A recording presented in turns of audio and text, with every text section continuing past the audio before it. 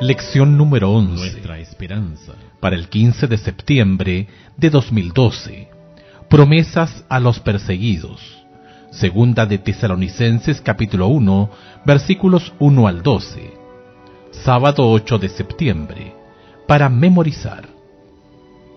Por lo cual asimismo oramos siempre por vosotros, para que nuestro Dios os tenga por dignos de su llamamiento, y cumpla todo propósito de bondad y toda obra de fe con su poder. Segunda de Tesalonicenses capítulo 1 versículo 11. Pensamiento clave. La segunda venida de Jesús es la culminación de toda esperanza cristiana. Como la comunicación era muy lenta, una iglesia que quería hablar con Pablo tenía que averiguar dónde estaba y hacerle llegar un mensaje, lo que no siempre era un proceso fácil. Una vez que se hacía el contacto, el apóstol dictaba una respuesta y la enviaba por un mensajero a la iglesia. El proceso podía demorar meses. Entretanto, las falsas creencias se desarrollaban y extendían. Parece que esto ocurrió en Tesalónica, donde surgieron nuevos problemas en la iglesia. Puede ser que estas dificultades hubieran empeorado por la mala aplicación de lo que Pablo había escrito en la primera carta. Segunda de Tesalonicenses fue el intento de Pablo de corregir esta situación. En la lección de esta semana, Pablo les dice: en la segunda venida, los creyentes serán rescatados por la intervención espectacular de Dios en Cristo.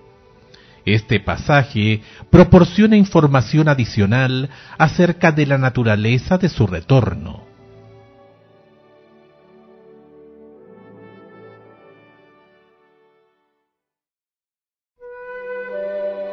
Domingo 9 de septiembre. Nuevos saludos.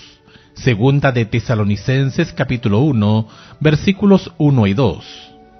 Pablo, Silvano y Timoteo, a la iglesia de los tesalonicenses, en Dios nuestro Padre y en el Señor Jesucristo. Gracia y paz a vosotros, de Dios vuestro Padre y del Señor Jesucristo. Segunda de Tesalonicenses, capítulo 1, versos 1 y 2. ¿Qué esperanza y promesa aparecen en un saludo tan sencillo como este? ¿Cuánta teología hay aquí? ¿Cuánta esperanza? ¿Cuánta promesa?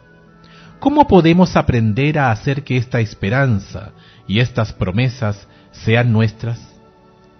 Pablo, como lo hace muy a menudo, habla acerca de la gracia y la paz. En un sentido, ¿no están relacionadas? ¿No debería conducirnos a la paz en nuestras vidas el reconocer la gracia de Dios y la promesa del perdón en Jesús? Cuán vital es que, no importa cuáles sean las circunstancias, todos tomemos tiempo para meditar en la maravillosa provisión de la salvación hecha para nosotros y la gracia que ella nos ofrece sin importar nuestra indignidad. ¿Cuál es la mejor manera de experimentar la paz que se nos promete?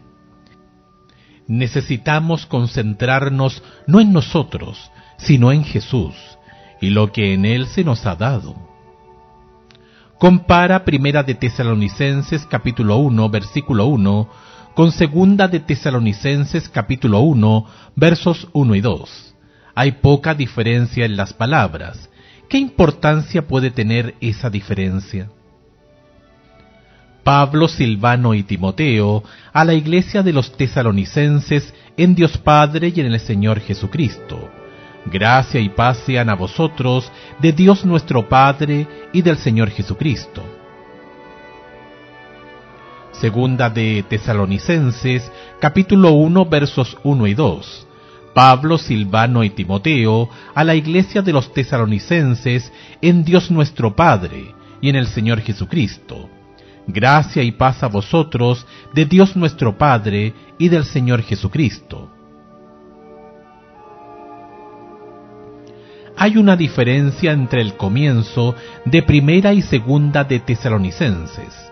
Pablo cambia de en Dios el Padre, Primera de Tesalonicenses 1:1, a Dios nuestro Padre. Segunda de Tesalonicenses 1:1. Esto añade un toque de relación.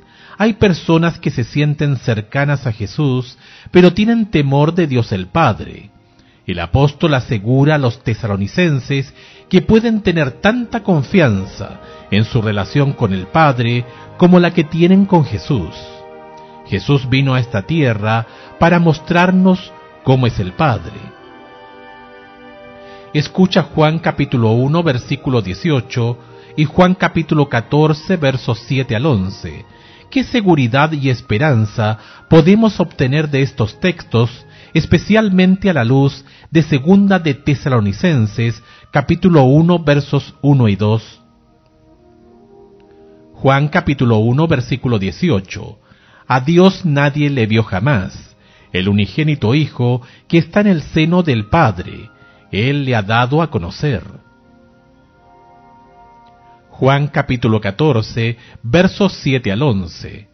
Si me conocéis, también a mi Padre conoceríais, y desde ahora le conocéis y le habéis visto. Felipe le dijo, Señor, muéstranos el Padre y nos basta. Jesús le dijo, ¿tanto tiempo hace que estoy con vosotros y no me has conocido, Felipe? El que me ha visto a mí, ha visto al Padre. ¿Cómo pues dices tú, muéstranos el Padre? ¿No crees que yo soy en el Padre y el Padre en mí? Las palabras que yo os hablo, no las hablo por mi propia cuenta, sino que el Padre que mora en mí, Él hace las obras. Creedme que yo soy en el Padre y el Padre en mí. De otra manera, creedme por las mismas obras.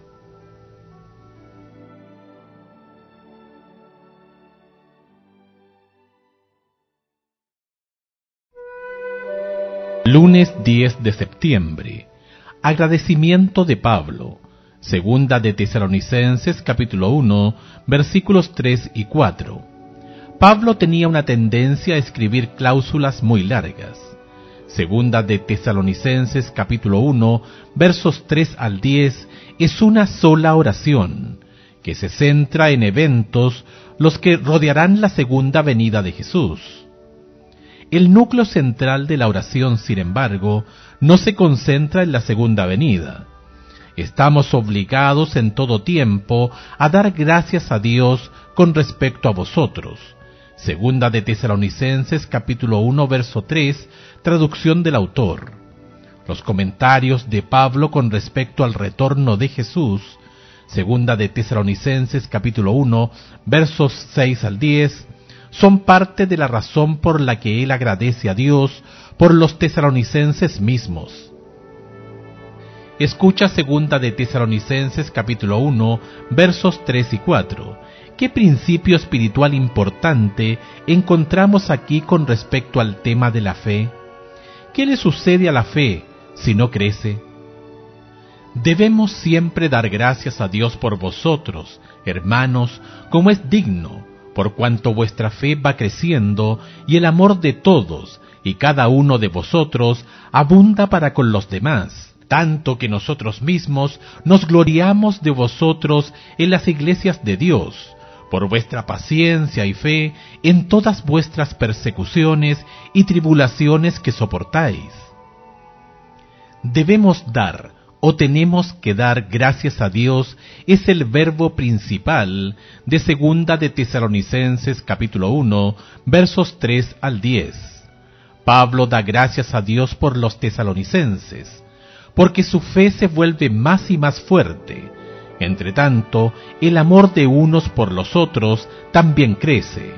Ambos versículos están en tiempo presente en el original.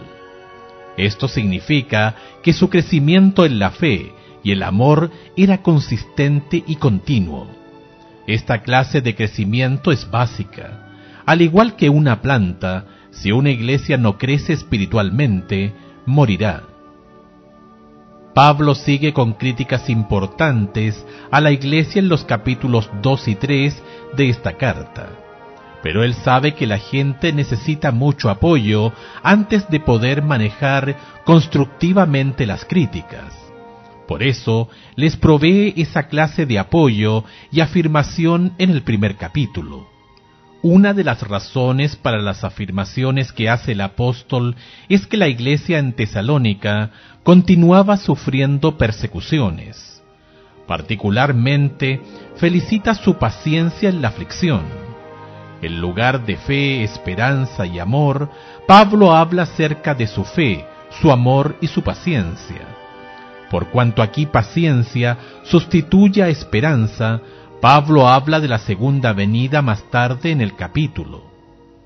El resultado del aumento en fe y amor de los tesalonicenses es que su fortaleza frente a la aflicción ha llegado a ser la fuente de jactancia para el apóstol entre todas las iglesias que él visita. Ellos llegaron a ser un modelo de compromiso cristiano bajo fuego. ¿Cómo pueden las pruebas y las aflicciones aumentar nuestra fe? Al mismo tiempo, ¿quién no ha luchado para mantener la fe precisamente por causa de las pruebas?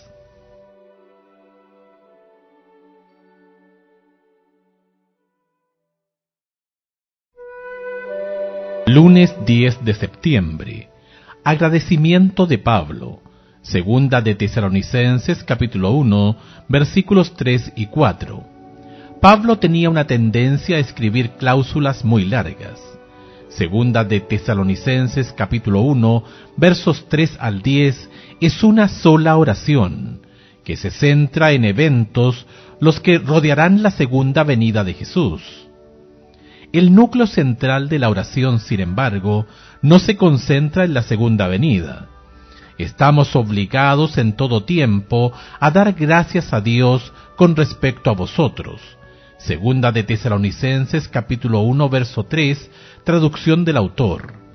Los comentarios de Pablo con respecto al retorno de Jesús. Segunda de Tesalonicenses capítulo 1 versos 6 al 10, son parte de la razón por la que él agradece a Dios por los tesalonicenses mismos. Escucha segunda de Tesalonicenses capítulo 1, versos 3 y 4. ¿Qué principio espiritual importante encontramos aquí con respecto al tema de la fe? ¿Qué le sucede a la fe si no crece?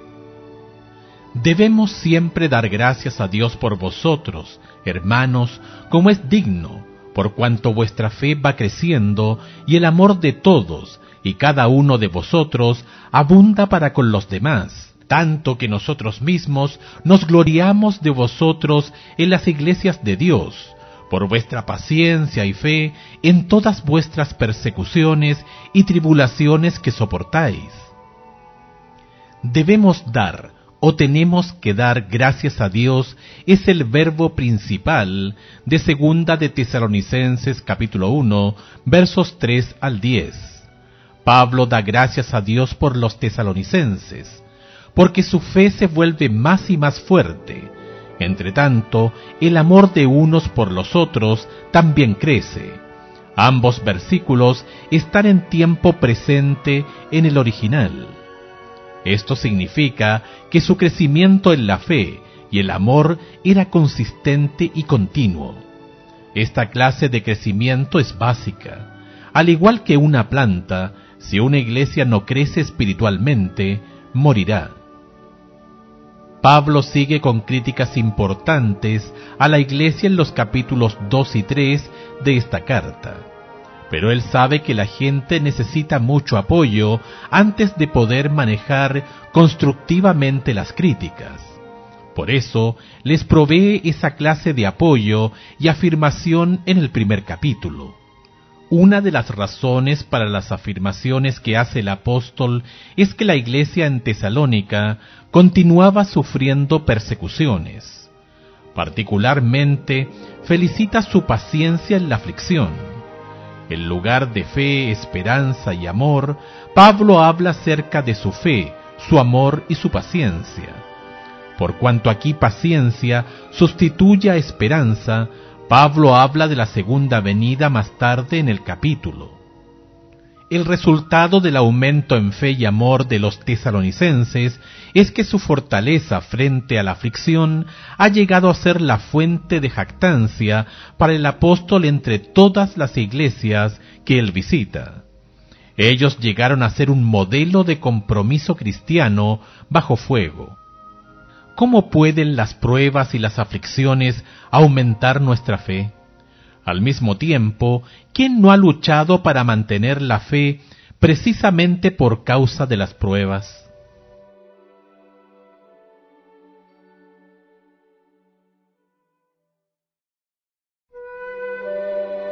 Miércoles 12 de septiembre.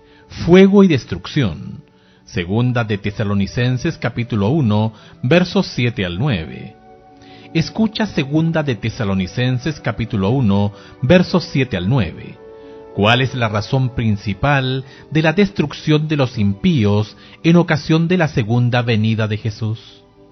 ¿Cómo entendemos estos versículos pensando en un Dios lleno de amor, gracia y perdón? Y a vosotros que sois atribulados, dados reposo con nosotros, cuando se manifieste el Señor Jesús desde el cielo, con los ángeles de su poder, en llama de fuego, para dar retribución a los que no conocieron a Dios, ni obedecen al Evangelio de nuestro Señor Jesucristo, los cuales sufrirán pena de eterna perdición, excluidos de la presencia del Señor y de la gloria de su poder.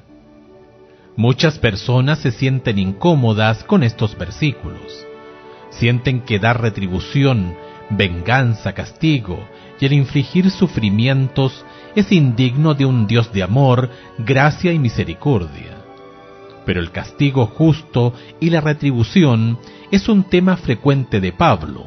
Romanos capítulo 2 verso 5, Romanos capítulo 12 verso 19. Él es inequívoco. La justicia de Dios un día se manifestará con poder.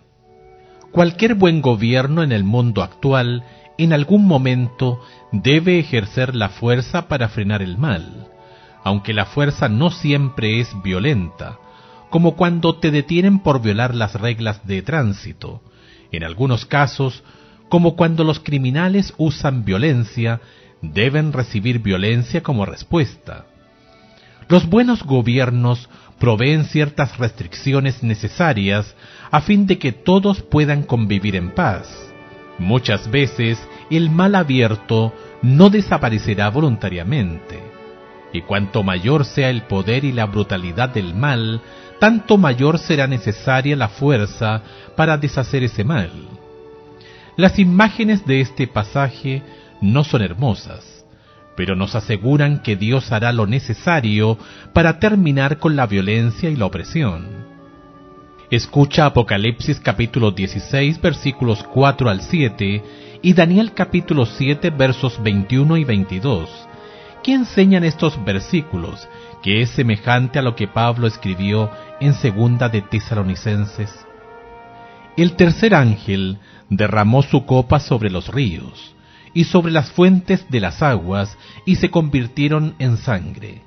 Y oí al ángel de las aguas que decía: Justo eres tú, oh Señor, el que eres y que eras, el Santo, porque has juzgado estas cosas. Por cuanto derramaron la sangre de los santos y de los profetas, también tú le has dado a beber sangre, pues lo merecen. También oí a otro que desde el altar decía: Ciertamente, Señor Dios Todopoderoso, tus juicios son verdaderos y justos. Daniel capítulo 7 versos 21 y 22. Y veía yo que este cuerno hacía guerra contra los santos y los vencía, hasta que vino el anciano de días y se dio el juicio a los santos del Altísimo, y llegó el tiempo y los santos recibieron el reino. Por su propia experiencia, Jesús comprende el costo del sufrimiento. Podemos confiar en que ejercerá justicia divina, sin exagerar, y que resultará en sufrimiento, pero solo lo necesario. Si podemos confiar en Dios, podremos confiar en que su justicia revelará una equidad que ahora no podemos comprender. La meta de este pasaje no es gozarse en la venganza, sino animar a los que sufren abusos y opresión. El día de la justicia viene. No necesitamos hacer justicia por mano propia.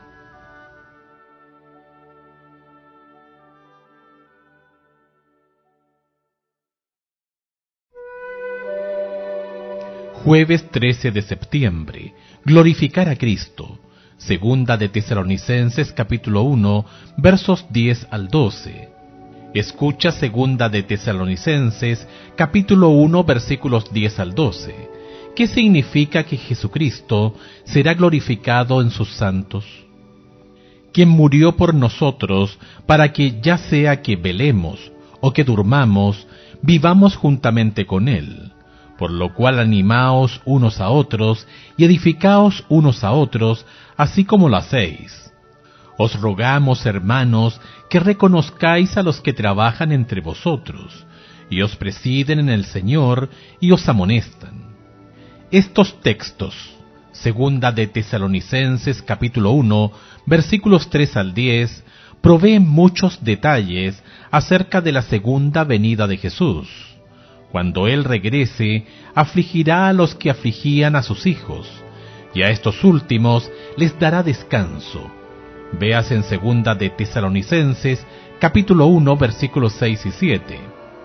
Vendrá del cielo en compañía de sus ángeles, verso 7, con fuego ardiente, y ejecutará justicia sobre los que rechazaron a Dios y el Evangelio, verso 8. Los impíos serán destruidos, versos 8 y 9, mientras que los justos traerán gloria a Cristo, verso 10. La segunda venida prepara el escenario para el milenio. La tierra yace desolada por 1000 años. Apocalipsis capítulo 20, versos 1 al 6. Aunque este pasaje no dice qué ocurrirá con los justos, Primera de Tesalonicenses capítulo 4, versículos 16 y 17, dice que los salvados se unirán con Jesús en el aire. Juan capítulo 14, versículos 1 al 3, indica que Jesús llevará a los justos al cielo. ¿De qué manera enseña Pablo a los santos a prepararse para la segunda venida? Segunda de Tesalonicenses capítulo 1, versículo 11. Por lo cual asimismo oramos siempre por vosotros, para que nuestro Dios os tenga por dignos de su llamamiento y cumpla todo propósito de bondad y toda obra de fe con su poder. En el versículo 10, Pablo termina de hablar de los impíos y se vuelve a los justos en la segunda venida. En los versículos 10 al 12, la gloria de Jesús se exhibe en el carácter de aquellos que creen en Él. Pablo se alegra porque sus oraciones y sus esfuerzos por los tesalonicenses serán vindicados al regreso de Jesús. Véase en Primera de Tesalonicenses capítulo 2, versos 19 y 20. El apóstol prepara aquí el cuadro para el capítulo 2, ya que el día del Señor no había llegado todavía. Si así hubiera sido, habría fuego ardiente, destrucción de los malvados y la glorificación de Jesús a la vista de todos. Pablo usa los nombres de Dios y de Jesús en forma intercambiable. Según la inspiración, Jesús es Dios. Esto es muy importante.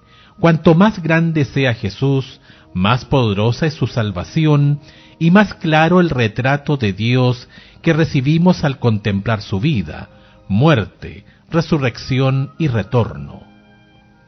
Como Jesús es verdaderamente Dios, entonces el Padre es justo como Él. ¿Cómo vivimos cada día la expectativa de la segunda venida? ¿Por qué es fácil olvidar su venida?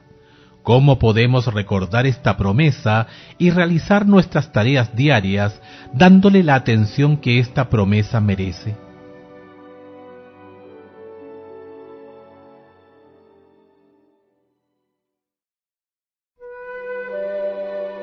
Viernes 14 de septiembre, para estudiar y meditar.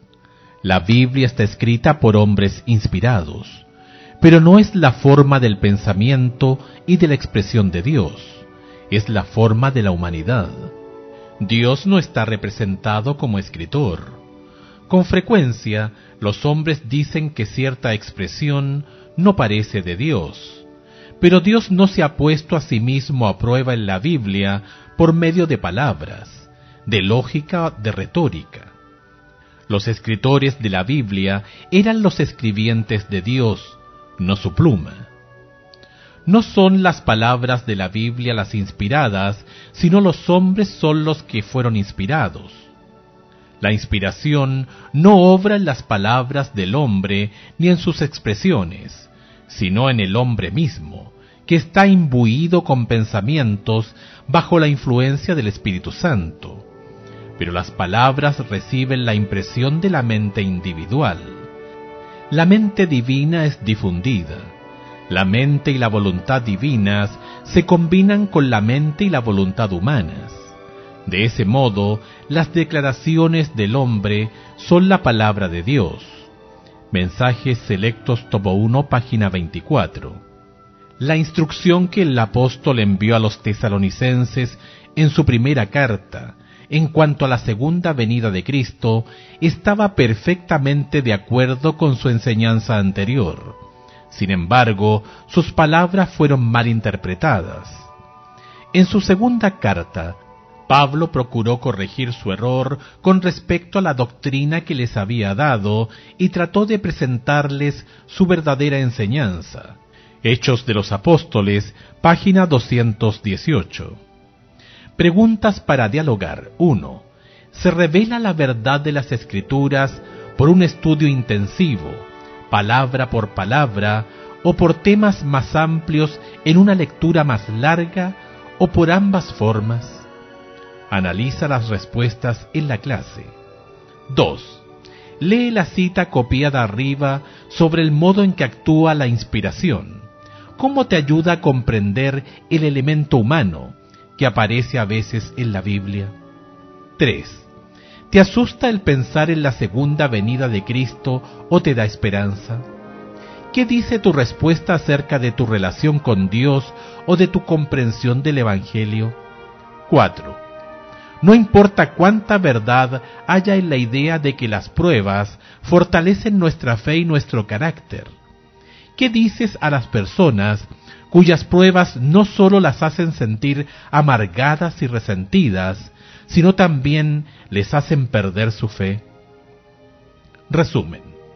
En 2 de Tesalonicenses capítulo 1, Pablo se alegra por la forma en que los creyentes tesalonicenses permanecen fieles a pesar de tener mucha aflicción. Los anima señalándoles el gran cambio que se producirá en la segunda venida de Jesús. No importa lo que suceda hoy, tenemos la promesa de que Dios ejecutará justicia divina. Hechos de los Apóstoles, página 218.